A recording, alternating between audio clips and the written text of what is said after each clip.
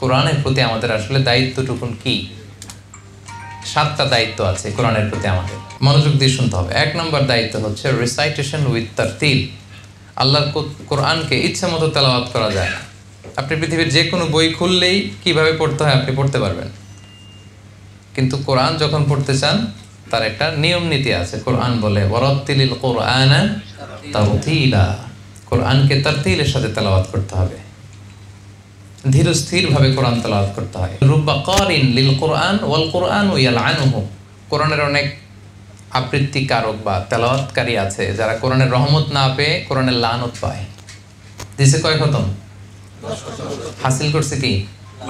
লানত। ফলাফল শূন্য, মাইনাস একেবারে। সম্মানিত ভাইরা, এই জন্য ওয়ারাত্তিলিল কোরআনা তারতিলা, মনোযোগ দিয়ে শোনেন, তাড়াহুড়ো করে তেলাওয়াত করবেন না। আমাদের বাংলাদেশে তারাবিরও বেহাল দশা। আমরা গত অনেক বছর বলতে বলতে এখন মানুষের মধ্যে জনপরিসরে কিছুটা সচেতনতা তৈরি হয়েছে। এখন অনেক মসজিদেই ওনারা বলে যে না, আস্তে আস্তে পড়তে হবে। আগে যে আলহামদুলিল্লাহ রাব্বিল আলামিন বলে ওয়ালাদ-দাল্লিন আমিন, এরপর আবার আরেকটা দিয়ে আল্লাহু আকবার চলে যেত। এই যে প্রতিযোগিতা, তাড়াহুড়ো করার প্রতিযোগিতা না, কোরআন কিন্তু আপনাকে লানত দিবে। ধীরস্থির ভাবে কোরআন তেলাওয়াত করতে হবে। খতম উঠাইতে যে কোরআনকে খতম করা যাবে না। তেলাওয়াতের গুণগত মান আপনাকে নিশ্চিত করতে হবে, সম্মানিত ভাই এবং বোনেরা। এবার আপনি নিজের সাথে মিলান যে আপনি কিভাবে তেলাওয়াত করেন। ধীরস্থির ভাবে আমাদেরকে তেলাওয়াত করতে হবে। এটাকে আরবিতে তারতিল বলা হয়। ওয়ারাত্তিলিল কোরআনা তারতিলা। আপনি তাজবিদ মেনটেন করে, মাখারিজুল হুরুফ মেনটেন করে, সিফাত মেনটেন করে আপনি ধীরস্থিরভাবে পড়বেন, তবেই আপনি প্রতি অক্ষরে কয় নাকি? 10 নাকি। কোরআনের প্রতি অক্ষরের তেলাওয়াতে কয় নাকি বলেন? এটা তখন যখন ওয়ারাত্তিলিল কোরআনা তারতিলা, আপনি যখন তারতিলের সাথে তেলাওয়াত করবেন তখন আপনি এই সওয়াবটা পাবেন। তাহলে ফার্স্ট এন্ড ফরমোস্ট রিমাইন্ডার হচ্ছে তাড়াহুড়ো করে পড়বো না। বিষ্ণু ইসলাম আমাদেরকে ওসিয়ত করেছেন যে তোমরা সুর করে কোরআন পড়বা। তিনি বুখারীর বর্ণনায় ধমকও দিয়েছেন যে লাইসা মিন্না মান লাম ইয়াতাগান্না বিল কোরআন, যে গুনগুনিয়ে নাইস মেলোডি দিয়ে নাইস ভয়েসে কোরআন পড়ে না সে আমার দলভুক্ত নয়। যে সুন্দর ভয়েস দিয়ে সুর করে কোরআন পড়ে না সে আমার দলভুক্ত নয়। কত বড় ওয়ার্নিং দেখছেন। এজন্য সুর করে টেনে টেনে প্রতি আয়াত শেষে থেমে থেমে কোরআন পড়তে রাজি আছেন তো সবাই? 2 number, listening to Quranic recitation. কোরআন তেলাওয়াত শুনতেও হবে। কোরআন তেলাওয়াত শুনতেও হবে, এটা অনেক বড় সওয়াবের কাজ। ওয়া ইযা কুরিআল কুরআনু ফাসতামিউ লাহু ওয়া আনসিতু লাআল্লাকুম তুরহামুন। যখন কোরআনের তেলাওয়াত হয় মনোযোগ দিয়ে শোনো, with attention, with vast concentration. ফাসমাউ বলেন নাই, সিম্পলি শোনো না, ফাসতামিউ। এখানে অক্ষর বেশি, আরবিতে বলে কাসরাতুল মাবানি তাদুল্লু আলা কাসরাতিল মাআনি। যেই শব্দে আরবিতে অক্ষর বেশি ওটার অর্থ বেশি। আল্লাহ বলছেন ফাসতামিউ, মনোযোগ দিয়ে শোনো, লাআল্লাকুম তুরহামুন। ওয়া আনসিতু, চুপ থাকো। কোরআন তেলাওয়াতের সময় কোনো কথা চলবে না, চুপ থাকো। লাআল্লাকুম তুরহামুন, রহমতের বারিধারা নাজিল করবে কে? আল্লাহ। সুবহানাল্লাহ।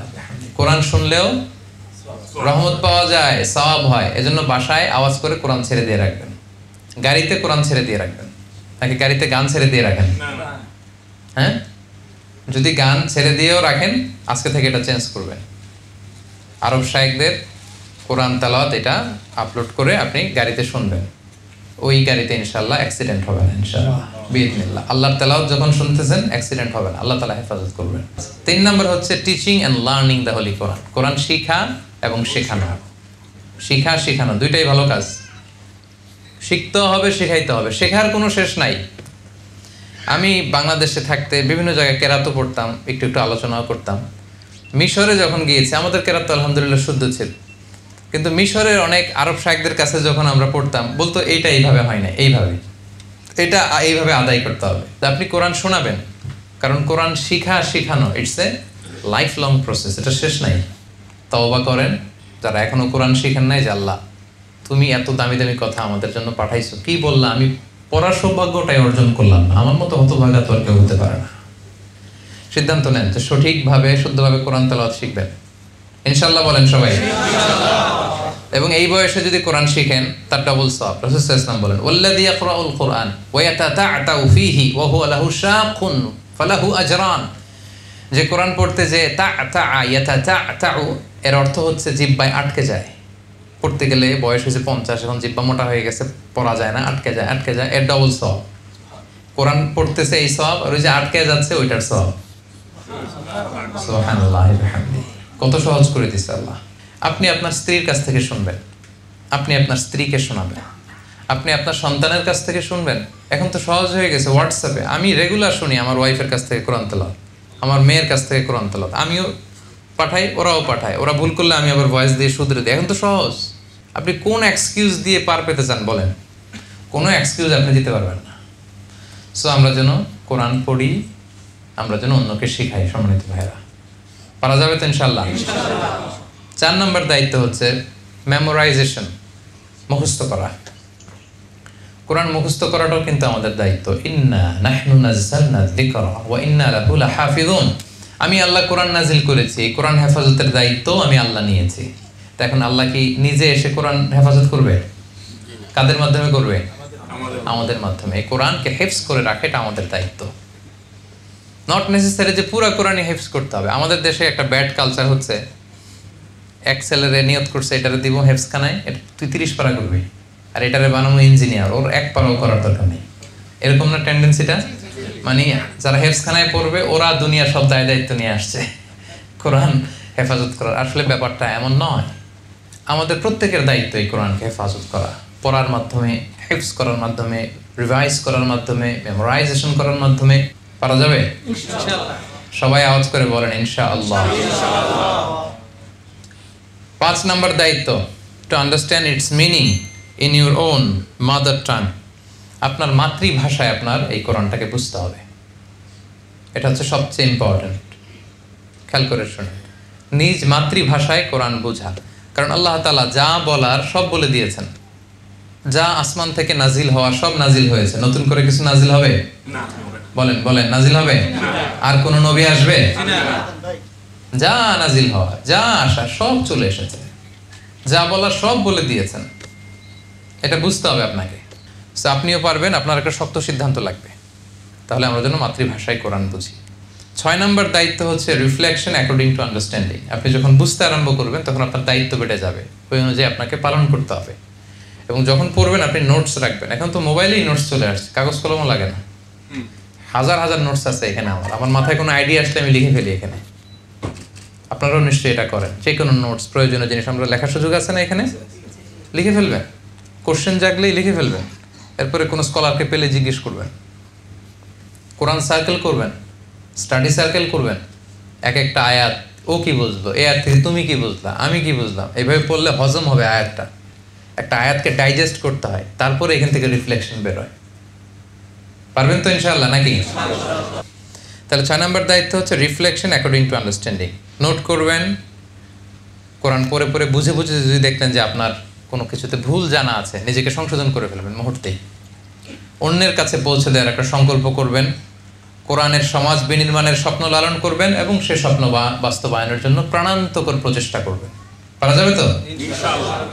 6টা চলে গেল। লাস্ট দায়িত্ব, হলিস্টিক অ্যাপ্রোচে কোরআনকে বুঝতে হবে এবং মানতে হবে। মানে সামগ্রিক কোরআনকে মানতে হবে। অনেকে এখানে পিস পিস করে। কি করে? কোরআনের শিক্ষা যদি পিস পিস করে, যে করে আল্লাহ ওরে পিস পিস করে ফেলবে। মানে এই বিষয়গুলো আমার ভালো লাগে আমি মানলাম, এগুলো সমস্যা। এখানে বলতেছে ইউসিকুমুল্লাহু ফি আওলাদিকুম লিযযাকারি মিসলু হাযিল উনসায়াইন। ছেলে যদ্দুর পাবে, মেয়ে পাবে তার অর্ধেক। এই জায়গায় ঝামেলা লেগে গেছে। সব মানতেছে, কিন্তু এখানেই দেখতেছে যে আমি আমার ছেলেরা যদ্দুর দিছি, মেয়েরে অর্ধেক দিতে হবে। সরাসরি কোরআনের ভার্ডিক্ট। এইটা তো ঝামেলা লেগে যেতেছে। এরকম একটা আয়াতের কথা বললাম, এরকম বহু জায়গা আছে দেখবেন আপনার সাথে কন্ট্রাডিক্ট। বাদ দেন আপনার চিন্তা, বাদ দেন আপনার মতাদর্শ, বাদ দেন আপনার সব। কোরআন যেই দিক নির্দেশনা দিয়েছে, কোরআন যেই আদর্শের দিকে আমাদেরকে ডাকে, ওইটাই আমাদের আদর্শ। ঠিক কি না? এজন্য আধা আধা করে মানা যাবে না, টোটাল প্যাকেজ। আফাতুমিনুনা বিবা'দিল কিতাবি ওয়া তাকফুরুনা বিবা'দ। আল্লাহ বলে কোরআনের একটু মানবা আর একটু ছাড়বা, আবার তুমি মুমিন বলে নিজেকে দাবিও করবা। Not so easy man. এত সোজা না। এরকম করলে দুনিয়াতে আমি তোমাদেরকে দিব লাঞ্ছনা গঞ্ছনা, আর আখিরাতে তোমাদের জন্য থাকবে ভয়ঙ্করতম আযাব। এজন্য টোটাল প্যাকেজ, পুরো কোরআনটাকে টোটাল প্যাকেজ হিসেবে মানতে হবে। পুরোটা, কিছু মানলাম কিছু ছাড়লাম, যেটা আমার মনের সাথে মিলে ভাল লাগে ওইটা মানলাম, যেটা আমার দলের সাথে মিলে ওইটা মানলাম, যেটা আমার আদর্শের সাথে মিলে শুধু ওইটা মানলাম, যেটা আমার চিন্তা চেতনার সাথে মিলে শুধু ওইটা মানলাম। এইভাবে আপনার মন মতো ভাগ ভাগ করে কোরআন মানা যাবে নাকি? কথা বলেন। হোলিস্টিক অ্যাপ্রোচে পুরো কোরআনের আদর্শটা, পুরো কোরআনের শিক্ষাটা, পুরো কোরআনের লেসন এন্ড রিফ্লেকশন আপনাকে মানতে হবে। এটার মধ্যে কোনো ভাগাভাগি করা চলবে না। এই হচ্ছে 7টা দায়িত্ব। বুঝে পেয়েছেন আপনাদের দায়িত্ব?